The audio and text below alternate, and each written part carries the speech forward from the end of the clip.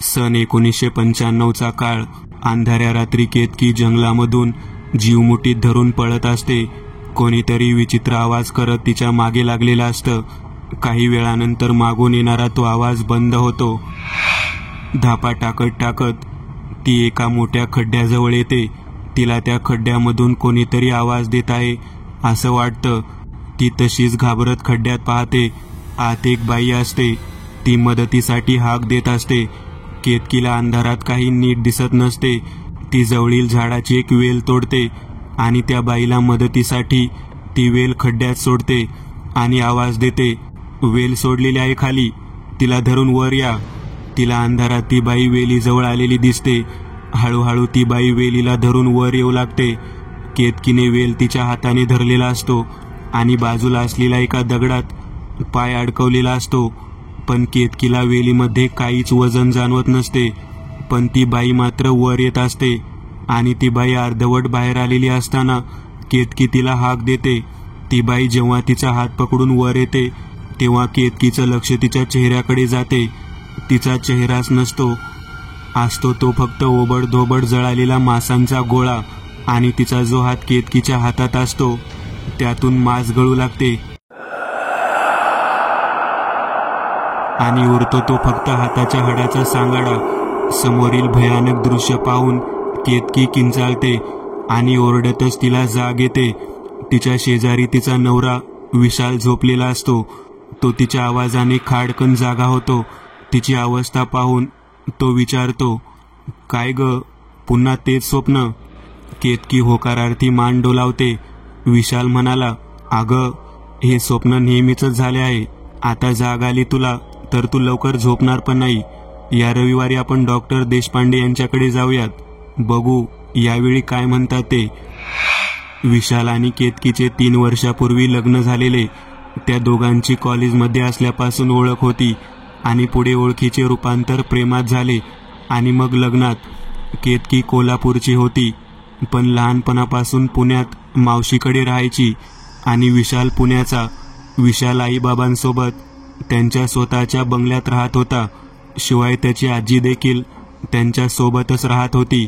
लग्न झाल्यानंतर केतकी देखील त्यांच्या कुटुंबाचा अविभाज्य भाग बनली होती. दोघेही चांगल्या कंपन्यांमध्ये कामाला होते. सर्व काही व्यवस्थित होते. पण त्याला अपवाद होता. केतकीला वारंवार पडणारे ते स्वप्न. त्यासाठी देशपांडे डॉक्टरांकडे ती गेल्या 1 वर्षापासून उपचार घेत होती. पण म्हणावा असा फरक जाणवला नव्हता. हो, पण त्या स्वप्नांचे प्रमाण मात्र थोडे कमी झालेले. रविवारी केतकी आणि विशाल देशपांडे डॉक्टरांकडे पोहोचले. केतकीने डॉक्टरांना काय काय झाले त्याचे सविस्तर वर्णन केले. यावर डॉक्टर म्हणाले, कसे आहे ना केतकी, आपण एखादी गोष्ट पाहतो आणि मग ती जर स्वप्नात वारंवार दिसत असेल तर त्यावर उपचार करणे तुलनेने सोपे जाते. पण ही गोष्ट तू पाहिलेली नाहीये कधी, तरी देखील तुला ती दृश्य नेहमी पाहिल्यासारखी वाटतात. खरे तर याला वैज्ञानिक स्पष्टीकरण आहेच, पण तरी देखील यावर उपचाराला वेळ लागू शकतो. आपण औषधे थोडी बदलून पाहूयात, मग बघू या महिन्यात अजून किती फरक पडतोय ते. दिवाळी काही दिवसांवर आलेली. गेल्या कित्येक दिवाळीमध्ये केतकी तिच्या घरी गेलीच नव्हती. काही न काही कारणाने तिचे जाणे रखडत होते. त्यामुळे या दिवाळीला विशालने पक्का निर्धार केलेला, केतकीला घेऊन तिच्या घरी जायचे. त्यानुसार त्याने सुट्ट्यांची तयारी केली. 4 दिवस केतकीच्या घरी जायचा पूर्ण बेत पक्का झालेला.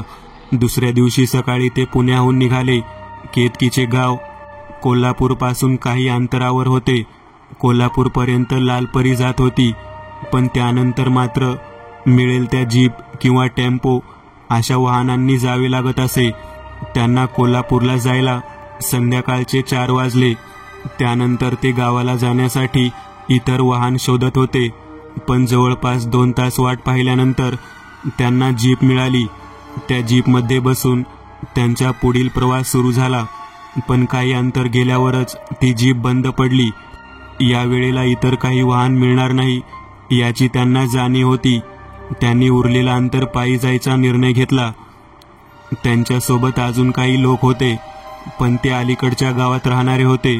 त्या लोकांपैकी एक गृहस्थ केतकीला म्हणाले, तुम्ही आमच्यासोबत चला, आमच्या गावापासून तुमच्या गावामध्ये जायला एक जवळचा रस्ता आहे. यावर केतकी म्हणाली, पण मला नाही माहीत तो रस्ता. हा मुख्य रस्ता माझ्या ओळखीचा आहे. यावर ते गृहस्थ म्हणाले, अहो सोपा रस्ता आहे. तुम्हाला आम्ही सांगू कसं जायचं ते. तुम्ही लवकर पोहोचाल. असाही आता अंधार होत आहे. यावर विशाल म्हणाला, ठीक आहे ग, जवळचा रस्ता असेल तर काय हरकत आहे जायला. असे म्हणून ते दोघे त्या लोकांसोबत निघाले. काही वेळातच त्यांच्यासोबत जे लोक होते त्यांचे गाव आले. त्यानंतर त्या गृहस्थांनी विशालला त्या गावात जायची वाट दाखवली. साधी पायवाट होती ती. आजूबाजूला झाडे वगैरे होती. विशाल आणि केतकी त्या रस्त्याने निघाले. काही वेळ चालत राहिले, पण विशालच्या चुकीने जिथे वळायला हवे होते तिथे ते वळलेच नाहीत आणि सरळ निघून गेले. बराच वेळ चालून पण त्यांना अपेक्षित असलेला रस्ता मिळत नव्हता. सगळीकडे झाडीच दिसत होती. त्यात पावसाळा नुकताच संपल्याने गवत देखील बरेच होते. यावरून त्यांना अंदाज आला की ते रस्ता चुकलेत. अंधार पडला होता. त्यांना काय करावे हेच समजत नव्हते. म्हणून त्यांनी पुन्हा मागे फिरण्याचा निर्णय घेतला. ते पुन्हा परत त्याच गावाकडे निघाले होते, पण परत येताना त्यांना रस्त्याचा अंदाज येत नव्हता. ते पुन्हा भरकटले होते. रात्रीचे 9 वाजून गेले होते. विशालकडे छोटी लाईट होती. त्याच्या उजेडात रस्ता पाहत ते चालत होते. अचानक केतकी थांबली. तिच्या पायात काटा घुसला होता. बाभळीचा चांगला मोठा काटा घुसल्याने थोडेसे रक्त आले. विशालने तिच्या पायातील काटा काढला आणि ते पुढे निघाले, पण तिच्या पायातून पडलेले ते रक्त हळूहळू जमिनीत झिरपत गेले. चालताना केतकी म्हणाली, हा भाग कुठंतरी पाहिल्यासारखा वाटत आहे रे. यावर विशाल म्हणाला, कुठे पाहिला असणार तू? असंही ते फक्त झाडी आहे, त्यामुळे तुला असं वाटत असेल. ते तसेच चालत होते, पण त्यांच्या मागे मातीत लाल पावले उमटत होती आणि आपोआप गायब होत होती. केतकीला जाणवले की मागे काहीतरी आहे. तिने वळून पाहिले, पण मागे कोणीच नव्हते. पण त्याच वेळी एक नऊवारी घातलेली बाई, जिचे मोकळे सोडलेले केस तिच्या चेहऱ्यावर आलेले, तिच्या कपाळावर कुंकवाचा मळवट होता. ती त्यांच्या बाजूला असलेल्या झाडाच्या फांदीवर पाय खाली सोडून त्यांच्या दिशेने पाहत होती. तिच्या नजरेत एक उद्विग्नता होती, राग होता. पण त्या दोघांचे तिकडे लक्ष गेलेच नाही. गेले असते तर ते दृश्य पाहून नक्कीच त्यांना भोवळ आली असती. ते दोघे तसेच चालत राहिले. केतकीला थकवा जाणवायला लागला होता. विशालने तिचा हात हातात घेतला तेव्हा त्याला जाणवले तिचे अंग गरम आहे. त्याला आता केतकीची काळजी वाटू लागली. तितक्यात त्याला समोर उजेड दिसला. त्या दिशेने चालत राहिल्यावर ते दोघे एका गावामध्ये पोहोचले. आजूबाजूला पाहिल्यानंतर त्या दोघांना जाणीव झाली की हे केतकीचे गाव आहे. काही वेळातच ते केतकीच्या घरी पोहोचले. केतकीची आई माधवी आणि तिचे बाबा त्यांची वाट पाहत बाहेरच उभे होते. त्यांच्या जवळ येताच माधवी म्हणाल्या, अरे कुठे होता पोरांनो? कधीपासून तुमची वाट पाहत आहे. यावर विशाल म्हणाला, हो आई, जरा प्रॉब्लेम झाला होता. माधवी यांनी शेजारीच ठेवलेला भाकरीचा तुकडा आणि पाण्याचा तांब्या हातात घेतला. त्या दोघांवरून फिरवून 2 बाजूंना 2 भाकरीचे तुकडे टाकले आणि पाणी बाजूला ओतून दिले आणि मग ते तिघे आत आले. पण तो जमिनीवर पडलेला भाकरीचा तुकडा जो त्यांच्यावरून ओवाळून टाकलेला तो पूर्ण काळा झालेला आणि ते पाणी लाल झालेले. केतकी आणि विशाल मग आत आले. जेवण वगैरे इतर सोपस्कार पार पडेपर्यंत रात्रीचे 11 वाजून गेले. केतकीचे घर म्हणजे गावाकडे असणाऱ्या इतर जुन्या घरांसारखेच कौलारू होते. खाली 4 खोल्या आणि त्यावर माळा. त्यापैकी एका खोलीमध्ये केतकी आणि विशाल झोपणार होते. प्रत्येक जुन्या घराला तुळई असते आणि त्यावर वासे टाकून वरती माळा केलेला असतो. रात्री विशाल आणि केतकी खाली गादी अंथरून झोपले होते. अचानक केतकीच्या पायाला गुदगुल्या झाल्या. तिला दचकून जाग आली. तिने पायाजवळ पाहिले, पण तिथे काहीच नव्हते. भास समजून ती पुन्हा झोपी गेली. काही वेळाने तिला पुन्हा तोच अनुभव आला. तिच्या पायाला गुदगुल्या झाल्या. तो स्पर्श थंडगार होता आणि तिला जाग आली. तिने पायाजवळ पाहिले तर तिथे एक बाई केस मोकळे सोडून बसलेली आणि तिचे केस केतकीच्या पायाला स्पर्श करत होते. केतकी घाबरून उठून बसली, पण आता तिच्या पायाजवळ कोणीच नव्हते. ती घाबरून इकडे तिकडे पाहू लागली, पण काहीच नव्हते. ती घाबरत तशीच झोपू लागली. तिने उशीवर डोके ठेवले. तोच उशीच्या मागून एक चेहरा तिच्या समोर आला.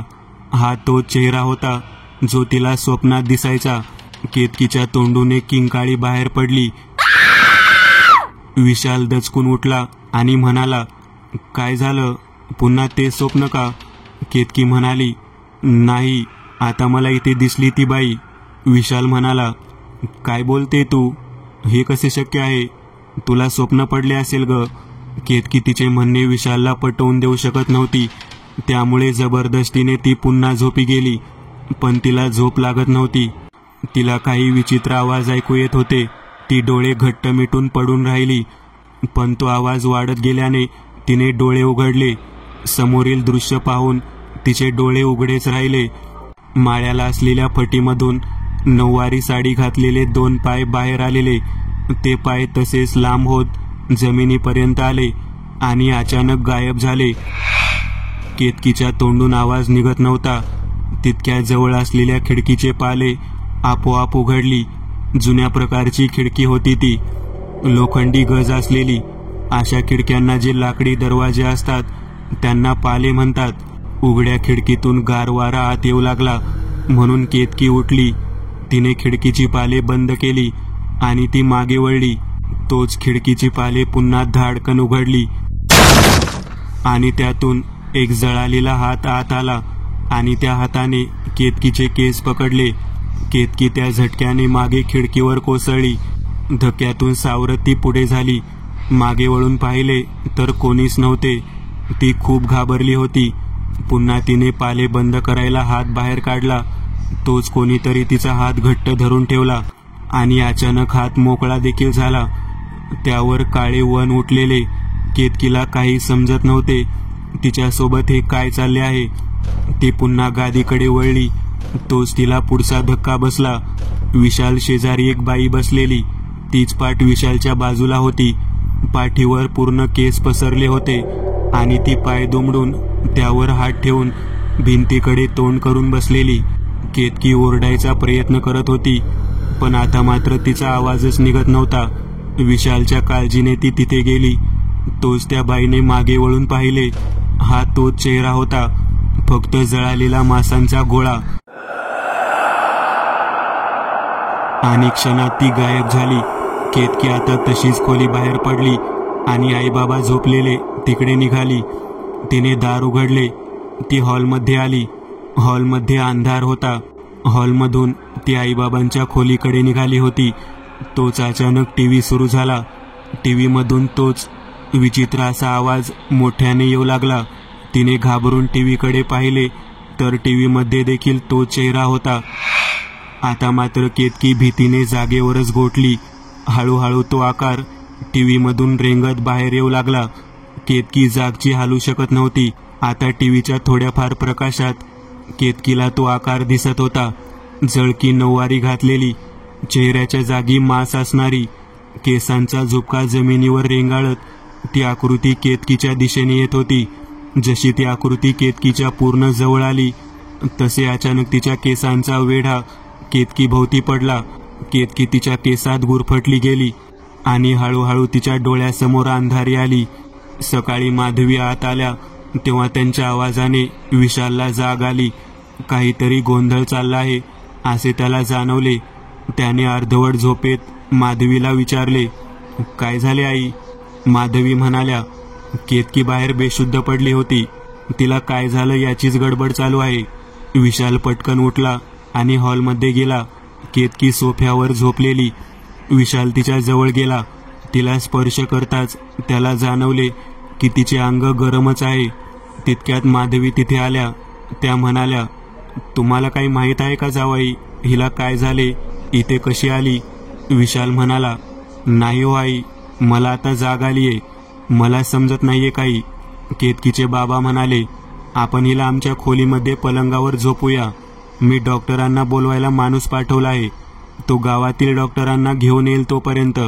विशाल आणि माधवी यांनी केतकीला पलंगावर झोपवले आणि मग ते बाहेर आले. डॉक्टर येण्याची वाट पाहू लागले. पण तिथे आत केतकीने अचानक डोळे उघडले. तिचे डोळे लाल झालेले. ती उठून बसली. तिचे हातपाय वाकडे तिकडे होऊ लागले. एक विचित्र आकार झाला होता तिचा. तितक्यात डॉक्टर आले. विशाल त्यांना घेऊन आत आला. समोरील दृश्य पाहून तो भेदरलाच. केतकीचे डोळे उघडे होते. तिची हानवटी पलंगावर होती. तिची पाठ गादीपासून 45 अंश कोनात वर झालेली. तिचे हात वळून मागे गेलेले आणि पाय तर विचित्र स्वरूपात होते. डॉक्टर देखील गडबडले होते. तरी देखील ते दोघे हिमतीने पुढे गेले. तितक्यात दरवाजामध्ये केतकीचे आई बाबा आले. डॉक्टरांनी केतकीला सरळ करण्याचा प्रयत्न केला, पण काहीच होत नव्हते. त्यांनी एक इंजेक्शन बाहेर काढले आणि ते केतकीला टोचणार इतक्यात केतकीची मान त्या दिशेने फिरली. तिने डॉक्टरांचा हात पकडला. ती पकड इतकी मजबूत होती की डॉक्टरांच्या हातून इंजेक्शन खाली पडले. अचानक तो पलंग हालू लागला. केतकी खी खी करून हसू लागली. आता मात्र डॉक्टर देखील घाबरले. ते निघून गेले. केतकीचे हातपाय सरळ होऊ लागले. ती पूर्ण सरळ झाली आणि पलंगावर झोपली. तिचे डोळे उघडेच होते, पण आता त्यातून रक्त येत होते. हे सगळं पाहून माधवी रडायला लागल्या. केतकीच्या बाबांना समजले हा प्रकार काही साधा नाही. त्यांनी आणि विशालने केतकीचे हातपाय पलंगाला बांधले आणि ते धावतच बाहेर गेले. त्यावेळी केतकीच्या घरी फोन नव्हता, म्हणून विशाल देखील बाहेर गेला. गावातील फोन बूथवरून त्यांनी घरी फोन केला. आईला घडलेला प्रकार सांगितला. मग तो घरी आला. काही वेळातच केतकीचे बाबा एका माणसाला सोबत घेऊन आले. काळे कपडे घातलेला, दाढी वाढलेला तो मनुष्य होता. कपाळाला भस्म लावलेले, हातात नारळ, लिंबाची माळ घेऊन तो उभा होता. केतकीचे बाबा म्हणाले, हे कुरुबाबा आहेत. गावात कोणाला असा काही त्रास झाला तर हेच मदत करतात. मग ते कुरुबाबा केतकी झोपलेली त्या खोलीच्या दारात आले. तसे केतकी धडपड करू लागली, हसू लागली आणि म्हणाली, हा अडवणार मला. यावर कुरुबाबा म्हणाले, तुम्ही सर्व बाहेर जा, मी बघतो काय करायचं ते. सर्वजण बाहेर आले. आत कुरुबाबा आणि केतकी उरलेले. केतकी हसतच होती. कुरुबाबा यांनी नारळावर अग्नी पेटवला आणि काही मंत्र म्हणू लागले. तोच पलंग हालू लागला. केतकी शांत झाली आणि अचानक सर्व खिडक्या बंद झाल्या. नारळावरील अग्नी विझला. हातापायाला बांधलेले दोर तोडून केतकी पलंगावरच हवेत उभी राहिली. कुरुबाबा काही मंत्र म्हणणार, तोच ती त्यांच्या पुढ्यात उभी होती. तिने कुरुबाबांचा गळा पकडला आणि नारळाकडे पाहिले. ताडकन नारळ फुटला. त्यातून काळे पाणी बाहेर वाहू लागले. पुन्हा तिने रागाने कुरुबाबाकडे पाहिले. कुरुबाबांनी हातात असलेले लिंब काही मंत्र म्हणून फोडले आणि त्याचे पाणी केतकीच्या चेहऱ्यावर उडवले. तसं काही वेळ केतकीची पकड सैल झाली आणि मग कुरुबाबा खोलीमधून बाहेर पडले आणि त्यांनी दाराला बाहेरून कडी घातली. कुरुबाबा बाहेर आलेले पाहून तिघेही त्यांच्या समोर आले. तेव्हा कुरुबाबा म्हणाले, हे काहीतरी वेगळेच आहे. माझ्या आवाक्याबाहेरचे आहे. मला माफ करा, पण मी तुमची मदत नाही करू शकत यात. असे म्हणून ते जवळपास धावतच घरून बाहेर पडले. आता मात्र विशाल आणि केतकीचे आई बाबा काळजीत पडले. आज जायची तर कोणाची हिंमत होत नव्हती. यावेळी विशाल म्हणाला, मी मगाशी आईला फोन केलेला. त्यावेळी ती म्हणाली की पुण्यात तिच्या ओळखीचे कोणीतरी आहेत. ते आपल्याला यात मदत करू शकतील. आई त्यांना जाऊन भेटणार आहे. ते हे बोलतच होते, तोच त्यांच्या शेजारील फोन बूथमधला माणूस आला आणि म्हणाला, विशाल साहेब, तुमच्यासाठी फोन आला आहे. विशाल धावतच फोन बूथकडे गेला. त्याने फोन घेतला. समोरून त्याची आई बोलत होती. त्या म्हणाल्या, मी आताच महादेव यांना भेटून आले. नशिबाने ते मला एकटेच भेटले. मी त्यांना घडलेला प्रकार सांगितला. ते म्हणाले, हा प्रकार फार भयानक आहे. आणि मग काहीच वेळात त्यांनी निघायची तयारी केली आणि ते त्यांच्या मुलासोबत गाडीने कोल्हापूरच्या दिशेने निघाले देखील आहेत. त्यांना मी पूर्ण पत्ता आणि त्या फोन बूथचा नंबर दिला आहे. काही गरज लागली तर ते तुला तिथे फोन करतील. रात्री 8च्या दरम्यान ते पोहोचतील. विशालच्या जीवात जीव आला. तो पुन्हा घरी आला. त्याने हिमतीने ते दार उघडले. केतकी पलंगावर पडली होती. तिचा चेहरा पूर्ण कोमेजला होता. पण विशालला जाणीव होती, जशी जशी रात्र वाढत जाईल तसं केतकी काहीतरी वेगळे करेलच. त्याने दाराला कडी लावली आणि तो बाहेर येऊन बसला. तो दिवस जाता जात नव्हता. केतकीचे आई बाबा आणि विशाल महादेव यांच्या येण्याकडे नजर लावून बसलेले, कारण त्यांना आता तोच एक आधार होता. संध्याकाळ होऊन गेली होती. तोच दारातून आवाज आला. केतकीचे घर हेच का? तिघांनी दाराकडे पाहिले. दारात महादेव उभे होते. त्यांनी पांढरे धोतर नेसलेले, त्यावर पांढरा अंगरखा घातलेला. खांद्याला झोळी होती. गळ्यात रुद्राक्षांची माळ होती. कपाळाला चंदनाचा शिवगंध होता. आणि त्यांच्या मागे जवळपास 20चा एक तरुण उभा होता. त्याने अंगात सदरा घातलेला, पायात साधी पॅन्ट, कोल्हापुरी चप्पल आणि गळ्यात एक रुद्राक्ष. ते होते एकदंत. विशालने त्यांना पाहताच ओळखले आणि तो उठून त्यांच्या दिशेने जात म्हणाला, महादेव, या ना बाबा, आत या. दारात जाऊन तो त्या दोघांना आत घेऊन आला. जवळील सोफ्यावर ते सर्व बसले आणि महादेव विशालला म्हणाले, जेव्हा मी तुझ्या आईकडून हा प्रकार ऐकला तेव्हाच माझ्या लक्षात आले, हे प्रकरण खूप गंभीर आहे. थोडा जरी विलंब झाला तरी केतकीचा जीव जाणे अटळ आहे. म्हणून मी आणि एकदंत तडक इकडे निघालो. विशाल म्हणाला, हो बाबा, इथले गुरुजी आले होते, पण त्यांना देखील जमले नाही काही आणि ते निघून गेले. महादेव म्हणाले, विशाल, मला सर्व काही सांग. हे सगळं कधी सुरू झालं? केतकीच्या स्वप्नाबद्दल मला सगळं माहीत आहे, पण इथे येताना काही वेगळे घडले का? यावर विशालने जीपमधून उतरल्यापासून ते त्या रात्री केतकीला जाग येईपर्यंतचा सगळा वृत्तांत महादेव यांना सांगितला. हे ऐकून केतकीचे बाबा म्हणाले, काय म्हणालास तू विशाल? तुम्ही कुठून आलात? त्या बाभळीच्या झाडाखालून? यावर विशालने होकारार्थी मान डोलावली. यावर कपाळाला हात मारत केतकीचे बाबा म्हणाले, अरे हे काय केलं तुम्ही? तिकडे का गेलात? तिथे खूप मोठा अनर्थ घडलेला आहे. ती जागा भयानक आहे. महादेव म्हणाले, काय म्हणताय तुम्ही? जरा नीट सांगाल का? केतकीचे बाबा म्हणाले, या गावात एक बाई राहत होती. ती कर्णीसारख्या भयानक विद्या करायची. तिच्यामुळे या गावामधील वातावरण गढूळ होऊ लागलेले. लोक तिच्या आहारी जात होते. त्यावेळी माझे वडील गावचे सरपंच होते. गावाच्या भल्यासाठी त्यांनी त्या बाईला गुपचूप मारायचा बेत केला आणि एका रात्री तिच्या घरावर हल्ला केला. पण ती तिथून निसटली.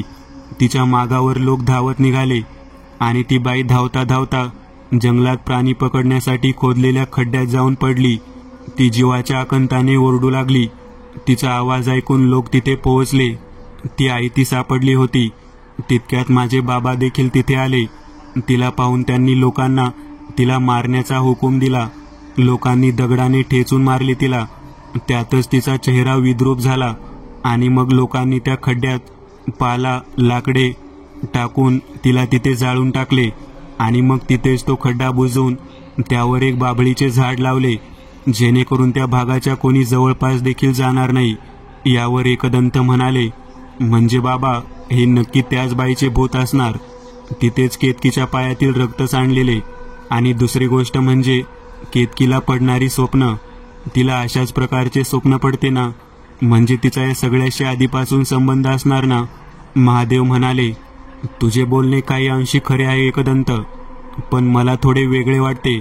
मला असे वाटते की त्या बाईच्या आत्म्याची नजर या घरावर खूप आधीच पडली आहे. ती मेल्यानंतर या घरात ज्या नवीन जीवाचा जन्म झाला ती केतकी आहे आणि त्यामुळे केतकीवर तिच्या वाईट नजरेचा परिणाम लहानपणापासून आहे. म्हणून केतकीला अशी स्वप्न पडतात. पण लहानपणापासून केतकी इथून लांब राहिली, त्यामुळे तिला थेट त्रास व्हायचा प्रश्न आला नाही. पण त्या दिवशी मात्र तिचे रक्त तिथे सांडले आणि त्या वाईट शक्तीला सोडवण्याची आयती संधी मिळाली. रात्रीचे 8 वाजलेले. महादेव आणि एकदंत यांनी तयारी सुरू केलेली. महादेव यांनी हॉलमध्येच एक लाल तांदुळाचे रिंगण आखले आणि दुसरे रिंगण सोफ्याभोवती आखले. मग त्यांनी हॉलमधल्या रिंगणात विटांनी एक यज्ञकुंड बनवले. त्यासमोर एक तांब्याचा कलश ठेवला. तो वेगळा कलश होता ज्याला झाकण लावायची सोय होती. त्या कलशात पाणी ओतले आणि मग केतकीच्या आईबाबांना म्हणाले, तुम्ही दोघे सोफ्यावर बसा आणि मी जोपर्यंत सांगत नाही तोपर्यंत तिथून उतरायचे नाही. काही हो देत, तुम्ही त्या तांदुळाच्या रिंगणातून बाहेर यायचे नाही. आणि मग त्यांनी विशालच्या कपाळाला शेंदूर लावला आणि म्हणाले, हा शेंदूर अंजनेरीवरील हनुमानाच्या मूर्तीच्या पायावरील आहे. तुला ती वाईट शक्ती काही करू शकणार नाही आता, पण आम्हाला तुझी मदत लागणार आहे. तू आणि एकदंत आज जाऊन केतकीला बाहेर घेऊन यायचे आहे. ती तुम्हाला त्रास देईल, पण तुम्ही काहीही करून तिला या रिंगणात आणायचे आहे. एकदंत यांनी देखील तो शेंदूर लावला आणि मग ते दोघे त्या खोलीमध्ये गेले. अचानक केतकी खिळखिळ करून हसू लागली, पण एकदंत सोबत असल्याने विशालला धीर आला. अचानक सगळ्या खिडक्या उघडल्या, त्यातून गार हवा आत येऊ लागली. ते दोघे पलंगाजवळ गेले. ते केतकीला पकडणार इतक्यात ती बेडवर उभी राहिली. विशालने तिचा पाय पकडला. तिने विशालला ढकलायचा प्रयत्न केला खरा, पण विशाल हटला नाही. त्याच्या अंगात एक वेगळीच ऊर्जा संचारली होती. एकदंत यांनी केतकीचा हात धरून तिला खाली ओढले. दोघांनी बरेच प्रयत्न करून तिला बाहेर आणले. ती ओरडत होती, किंकाळत होती, पण तोपर्यंत महादेव यांनी यज्ञ आरंभ केलेला. यज्ञात संविधानसोबत ते वेगळे धूप टाकत होते, विविध मंत्र म्हणत होते. वातावरण पवित्र झाले होते. त्या वाईट शक्तीची ताकद कमी पडत होती. शेवटी केतकी त्या रिंगणात आली आणि मग एकदंत यांनी तिला तो शेंदूर लावला. त्याचवेळी केतकी बेशुद्ध पडली आणि यज्ञशेजारी ती बाई उभी राहिली.